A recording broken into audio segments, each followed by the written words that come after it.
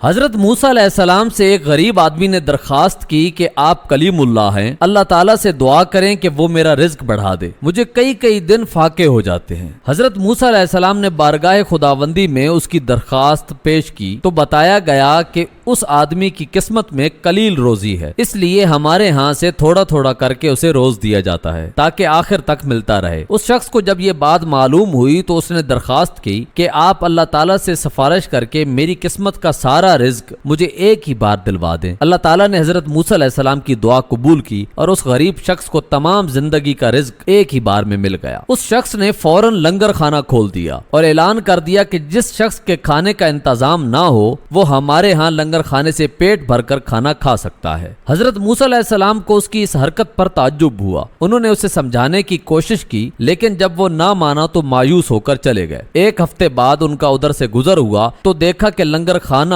ابھی تک جاری ہے۔ دوسری مرتبہ وہ 1 ماہ بعد اور پھر تیسری مرتبہ 6 ماہ بعد ادھر سے گزرے تو آپ نے حسب معمول اسی طرح لوگوں کو لنگر خانے سے کھانا کھاتے دیکھا۔ ان کا خیال تھا کہ اس غریب آدمی کی درجہ دلی کی بدولت سارا رزق چند روز میں ختم ہو جائے گا، مگر لنگر خانہ ابھی تک مسلسل جاری تھا۔ آپ نے اللہ تعالیٰ سے عرض کیا، یا اللہ یہ کیا قصہ ہے، اس کا تھوڑا سا رزق ابھی تک چل رہا ہے۔ جواب آیا، بے شک اس کی قسمت میں تھوڑا سا ہی رزق تھا جو اب تک ختم ہو جانا چاہیے تھا، لیکن ہمارا قانون ہے کہ جو شخص ہماری راہ میں کچھ خرچ کرتا ہے تو ہم اس کا 10 گنا اس کو دنیا میں اور 90 گنا آخرت میں دیتے ہیں۔ یہ شخص بھی اس قانون کے دائرے سے باہر نہیں، جتنا یہ ہماری راہ میں خرچ کرتا ہے اس کا 10 گنا ہم اسے دنیا میں ہی دے دیتے ہیں۔ اس میں تعجب کی کیا بات ہے، سبحان اللہ۔ دوستو اس کہانی سے ہمیں سبق ملتا ہے کہ اللہ کے دیے ہوئے رزق سے کچھ حصہ ہمیں دوسروں میں بھی بانٹنا چاہیے، اپنے سے نیچے غریب لوگوں کا بھی خیال رکھنا چاہیے، اور ایسا کرنے سے